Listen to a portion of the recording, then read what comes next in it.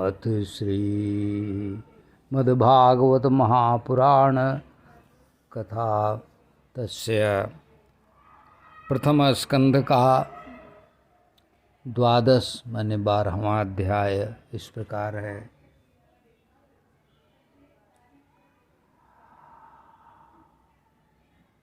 अश्वत्थाम्नोपसृष्टेन ब्रह्मशीर्षोरुतेजसा उत्तराया हतो गर्भ ईशेनाजीवितः पुनः तस्य जन्म महाबुद्धेः कर्माणि च महात्मनः निधनं च यथैवासीत् स प्रेत्य गतवान् यथा तदिदं श्रोतुमिच्छामो गदितुं यदि मन्यसे ब्रूहिणः श्रद्धानां यस्य ज्ञानमदाच्छुकः श्रुतवाच अपीपलद्धर्मराजः पितृवदरञ्जयन् प्रजाः निःस्पृहः सर्वकामेभ्यो कृष्णपादाब्जसेवया सम्पदः कृतो लोका महिषी भ्रातरो मही जाम्बूदीपाधिपत्यं च यशस्य च त्रिदिवं गतं किं ते कामाः सुरस्पृहाः मुकुन्दमनसो द्विजाः अधिजरुर्मुदं राज्ञः श्रुति तस्य यथेतरे। अर्थात इसका निवेदन इस प्रकार है हिंदी में इसका। अश्वत्थामा के ब्रह्मास्त्र की वह जो अति भीषण ज्वाला थी उत्तरा के गर्भ में सोई मृत्यु की काली छाया थी। मतलब वो उत्तरा के गर्भ में उसके बच्चे के लिए मृत्यु की काली छाया बन के छा गया। पर रक्षक बनकर ईश खड़े उस नन्हे प्राण को जिला दिए जिस गर्भ को अस्त्र ने दग्ध किया उसे नवजीवन दिला दिए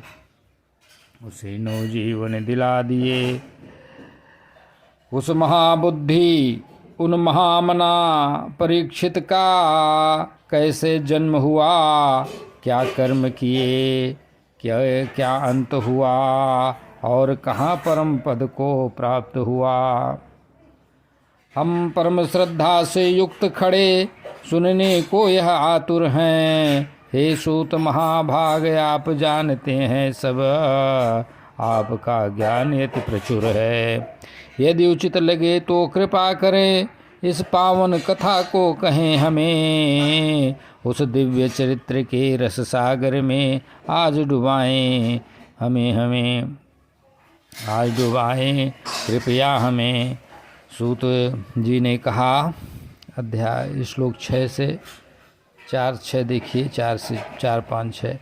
धर्मराज युधिष्ठिर पिता सदृश प्रजा का पालन करते थे, बिना किसी फल इच्छा के श्री कृष्ण चरण में रहते थे। सारे भोग और सब कामना उनके मन से दूर रहीं। गोविंद के चरण कमल की सेवा में ही मन में भरपूर रहीं। वैभव यज्ञ और उत्तम लोक रानियां भाई और ये धरती जम्बूदीप का शासन और कीर्ति जो स्वर्ग तक विचरती। इतनी विपुल संपदा थी जिसका कोई अंत न था, जिसका न कोई अंत था। पर इन सब में भी धर्मराज का मन वैरागी संत था। जैसे भूखे नर को दूजे सुख भोग नहीं सुहाते हैं, वैसे ही श्री कृष्ण मन युधिष्ठिरा बस प्रभु में ही खो जाते हैं। देवों को भी दुर्लभ जो सुख उन्हें वे तनिक न भाते थे। मुकुंद के ध्यान में डूबे राजा सब विस्मृत कर जाते थे। श्री राम जय जय राम। इस प्रकार से श्लोक 6 तक का निवेदन किया। आगे 7 से करेंगे। अभी श्लोक संख्या 7 से ये निवेदन है। मातुर्गभगतो वीरा सा तदा भृगुनन्दन ददर्श पुरुषं काञ्चिदयमानोऽस्त्रतेजसा अङ्गुष्ठमात्रममलम् अस्फुरत् पुरटमौलिनम् अपि च दर्शनं श्यामं तडिताद्वाससमुच्चतम् श्रीमद्दीर्घचतुर्बाहुं तप्तकाञ्चनकुण्डलं शतजाक्षं गदापाणिम् आत्मनः सर्वतो दिशं परिभ्रमन्तं उल्काभां भ्रामयन्तं गदां मुहुः अस्त्रतेजः स्वगदया निहारमिव गोपतिः बिन्धमन्तं सन्निष्कर्षे पैर्यैक्षत कात्यसौ विधूय तदमेयात्मा भगवान् धर्मगुविभुः मिश्रितो दशमास्यस्य तत्रैवान्तर्धते हरिः ततः सर्वगुणोदर्के सानुकूलगृहोदये यज्ञे वंशधरा पाण्डुर्भूयः पाण्डुरिवावौजसा तस्य प्रीतमना राजा विप्रैर्धौम्यकृपादिभिः जातकं कारयामास वाचयित्वा च मङ्गलं हिरण्यं गां महीं ग्रामान् हस्त्यश्वान् नृपपीर्वरान् प्रादात्वैवनं च विप्रेभ्यः प्रजातीर्थे स तीर्थवित अर्थात जब अश्वत्थामा के अस्त्र का ताप गर्भ तक आया था तब वीर परीक्षित ने भीतर के अद्भुत एक पुरुष को पाया था। अंगूठे भर का रूप विमल जो ज्योति पुंज बिखराता था मस्तक पर मुकुट स्वर्ण में था जो बिजली सा चमकाता था श्याम वर्ण और पीत वस्त्र श्रीवत्स चिन्ह भी सोहे थे दीर्घ भुजाएं चार मनोहर देख परीक्षित मोहे थे तपेश्वर के कुंडल कानों में नेत्र लालिमा युक्त धरे हाथों में गदा घुमाते प्रभुवर रक्षण का संकल्प करे जैसे सूरज की किरणों से कुहरा छट जाता पल में त्यों गदा घुमाते प्रभु ने वह अस्त्र शांत किया उस स्थल में अच्युत को अपने सम्मुख पाकर बालक मन में चकित हुआ कौन है यह सोचने लगा भक्ति भाव से पुलकित हुआ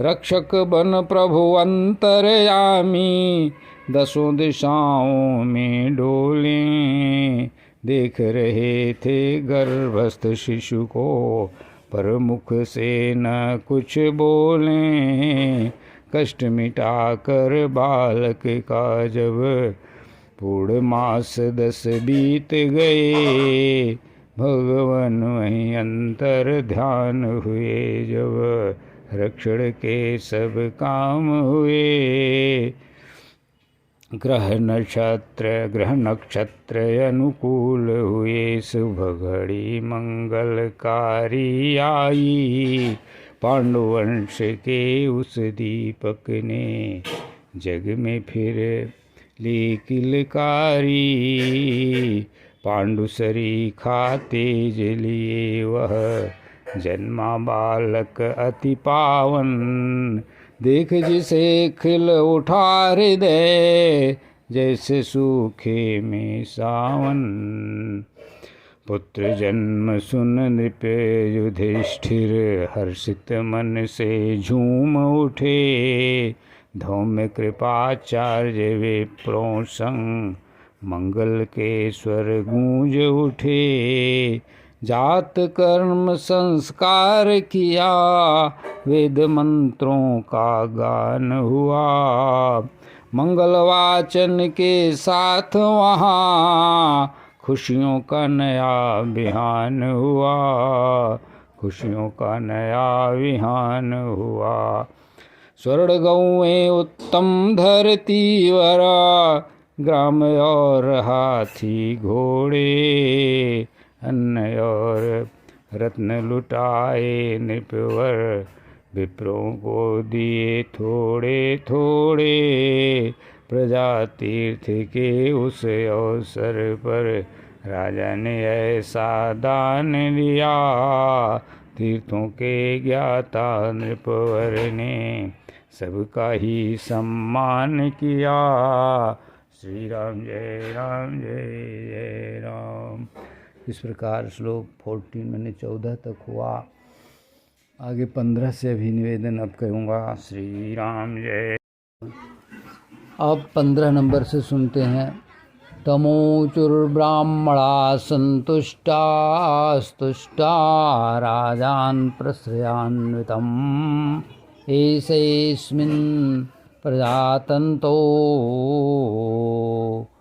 पुरूणां पौरवर्षभा।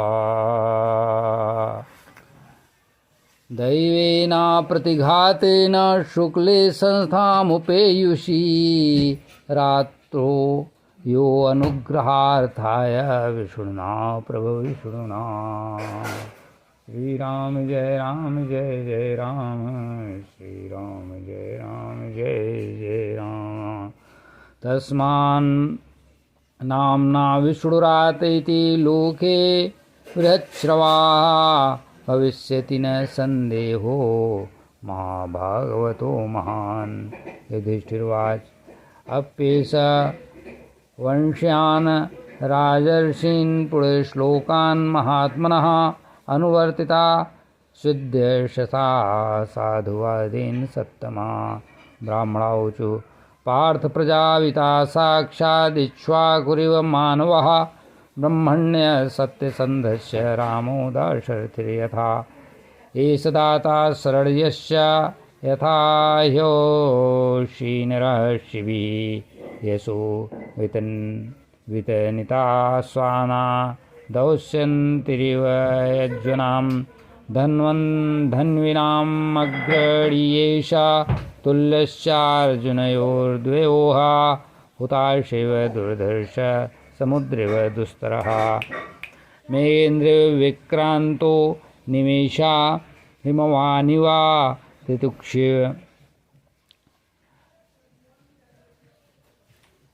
तितिक्षुरवसुदेवैषौ सहिष्णुः पितरायुव। पितामह समः साम्ये प्रसीदे, गिरीशोपमः आश्रयः सर्वभूतानां, यथा देवो रमाश्रया।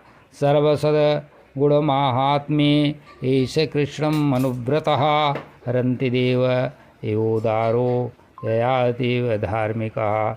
धृत्या बलिसमः कृष्णे प्रह्लादिव सद्गृहः, आहर्तैषो अश्वमेघो मेधानां वृद्धानां पर्युपासकः।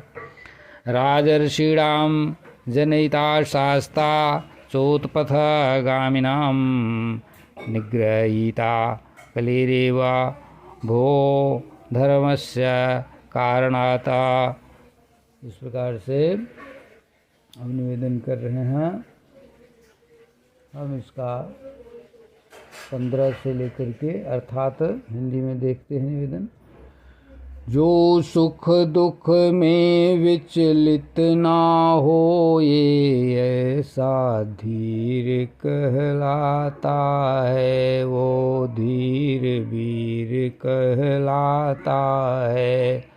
अमृतत्व पद पाने का अधिकारी, वही जगत में कहलाता है।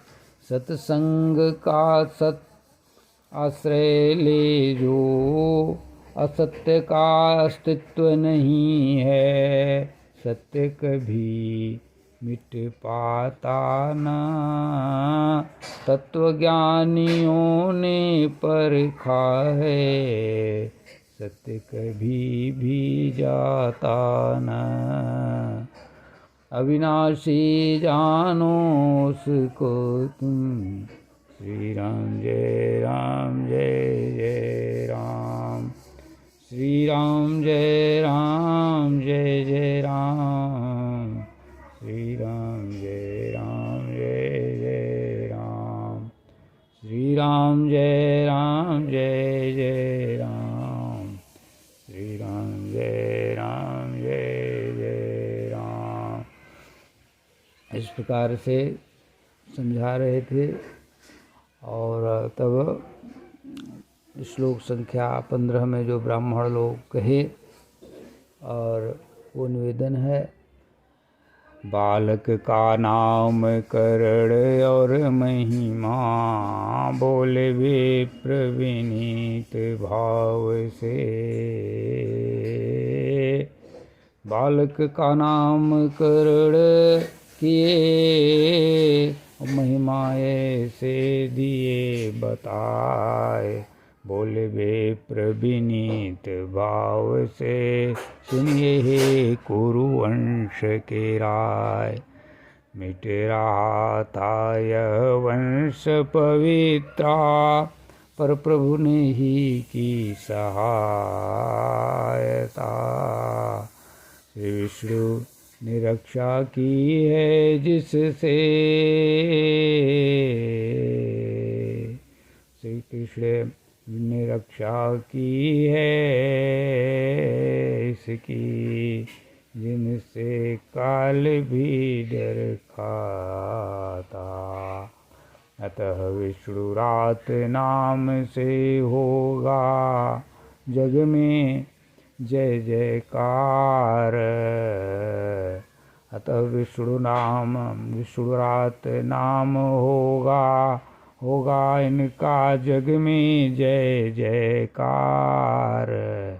परम भक्त महापुरुष बनेगा, यशस्वी होगा महान। संदेह नहीं इसमें कोई, बालक है ईश्वर का वरदान। मन विष्णु रक्षा की है इसकी, जब काल खड़ा था द्वार। अतः विष्णु रात नाम होगा जग में जय जयकार। परम भक्त महापुरुष बनेगा, यशस्वी होगा महान। संदेह नहीं इसमें कोई, बालक है ईश्वर वरदान। तब धर्मराज ने पूछा, युधिष्ठिर जी महाराज पूछते हैं, अरे पूछा धर्मराज ने, क्या यह पूर्वजों का नाम करेगा? क्या पूर्वजों का यश नाम करेगा? अपने उज्ज्वल कीर्ति यश से क्या कुल को धन्य धन्य कर देगा। ब्राह्मण बोले, इक्ष्वाकुसा प्रजापालक यह वीर बनेगा। राम सरीखे सत्य प्रतिज्ञ और ब्राह्मण भक्त गंभीर बनेगा। उसी नर के शिव सा दाता शरणागत वत्सल कहलाएगा। दुष्यंत पुत्र भरत के जैसा अपना यश ये बढ़ाएगा। धनुर्धरों में श्रेष्ठ बनेगा, अर्जुन सा इसका मान होगा। अग्नि सा दुर्धर्ष और सागर सा गंभीर महान होगा। सिंह सरीखा विक्रम इसका, हिमवान सा आश्रयदाता। पृथ्वी सा धैर्यवान होगा और माता पिता सा सुखदाता। ब्रह्मा सा समदर्शी होगा, शिव जैसा कल्याणी, शिव जैसा कल्याणकारी। लक्ष्मीपति भगवान सरीखा, सबको शरण देगा यह भारी। श्री कृष्ण का यह अनुगामी होगा, सद्गुणों की खान बनेगा। रंत देव सा परम उदार, ये याति सा धार्मिक महान बनेगा। धैर्य में बल के तुल्य और प्रहलाद सी इनकी निष्ठा होगी। अश्वमेध यज्ञों का कर्ता वृद्धों की सेवा में निष्ठा होगी। राजर्षियों को जन्म दे, राजर्षियों को शरण देगा, कुमार्गियों को दंड सुनाएगा। राजर्षियों को मान देगा, कुमार्गियों को दंड देगा। धर्म रक्षा हेतु कलयुग का यह निग्रह कर देगा, कलयुग का निग्रह कर देगा। श्री राम जय राम जय जय राम। राजर्षियों को मान देगा, राजर्षियों को सम्मान देगा और दुष्टों को दंड देगा। दुष्टों का दमन करेगा, दुष्टों का मान मर्दन करेगा और पृथ्वी माता और धर्म की रक्षा के लिए कलयुग का यह दमन करेगा। श्री राम जय जय राम। इस प्रकार 27 से शुरू करेंगे। तक्षकादात्मनो मृत्युं द्विजपुत्रोपसर्जितां प्रपत्स्यत उपसृत्य मुक्तसंगपदं हरेः जिज्ञासितात्मयात्मात्म्यो मुनिर्व्याससुतादसौ इत्वेदं नृपगङ्गायां यास्त्यत्यद्धा कुतो भयम् इति राज्ञ उपादिश्य विप्रा जातककोविदाः लब्धापचयितः सर्वे प्रतिजग्मुः स्वकान् गृहान्। स एष लोके विख्यातः परीक्षिदिति यत्प्रभुः गर्भे दृष्टो मनुध्यायान् परीक्षितेन नरेश्वः। स राजपुत्रो ववृधे आशुशुक्लयोडोपः आपूर्माणः पितृभिः काष्ठाभिरिव सोऽहन्वहम् यक्ष्ममाणो अश्वमेधेन ज्ञातिद्रोह जिहायसा राजा लब्धधनो दध्यावन्यत्र करदण्डयोः तदभिप्रेतमालक्ष्य भ्रातरो अच्युत चोदिताः धनं प्रहीण माजरु रुदीच्यां दिशि भूरिशः तेन संभृतसंभारो धर्मपुत्रो युधिष्ठिरः वाजमेधैस्त्रिभिर्भीतो यज्ञैः समयजद्धिरम् आहूतो भगवान् राज्ञा याजित्वा द्विजैर्नृपम् उवास कार्तिचीन्मासान् सुहृदां प्रियकाम्यया। श्रीराम जय जय राम। श्री राम जय जय राम।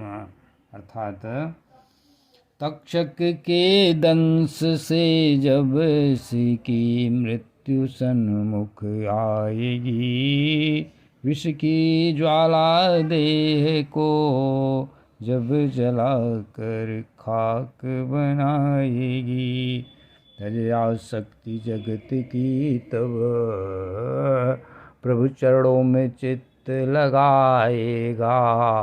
सुखदेव मुनि से आत्मज्ञान पा निर्भय पद यह पाएगा।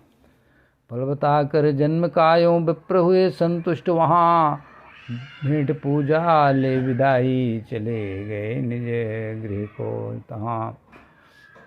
गर्भ में जिस प्रभु को देखा ढूंढता उन्हें यह जग में है, इसीलिए परीक्षित नाम से विख्यात हुआ यह मग में है। शुक्ल पक्ष के चंद्र सा बढ़ता वह सुकुमार है, लालन पालन पाकर पितृ का हुआ प्रबुद्ध महान है।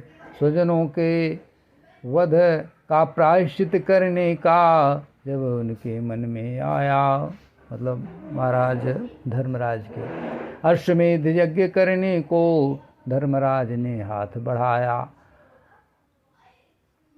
अच्छा, धर्मराज ने हाथ बढ़ाया। कर और दंड के अतिरिक्त पास न कोई धन शेष था, मतलब कोई धन नहीं बचा था उनके पास, केवल टैक्स वाला जनता के टैक्स का इकट्ठा किया धन था। अतः यज्ञ हेतु भारी धन नहीं, यज्ञ हेतु भारी धन की चिंता, अब उनको यह शेष था। बड़ी चिंता हुई धर्मराज को कि यज्ञ कैसे करें, जो करना चाहते थे स्वजनों के प्रायश्चित के लिए। श्लोक 33 देखें अब।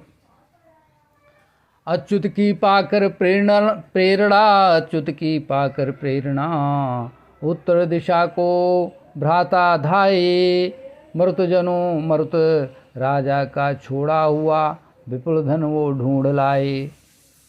उस धन से फिर धर्मपुत्र ने तीनों यज्ञ रचाए थे, विप्रों द्वारा विधि विधान से पितरों को तृप्त किए कराए थे।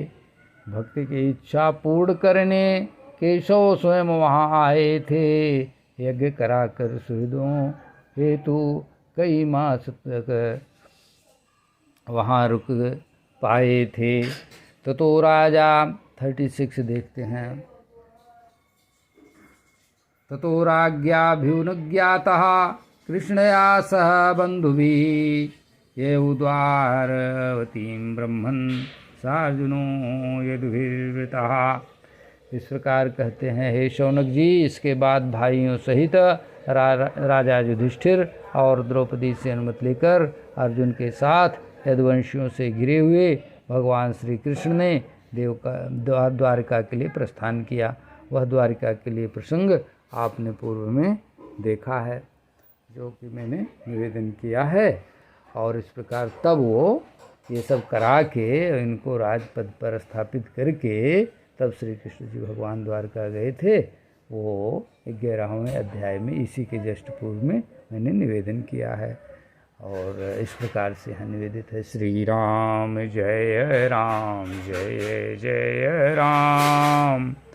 श्री राम जय राम, जय जय राम। जय रघुनंदन जय घनश्याम, मुरली मनोहर राधे श्याम। श्री राम जय राम, जय जय राम।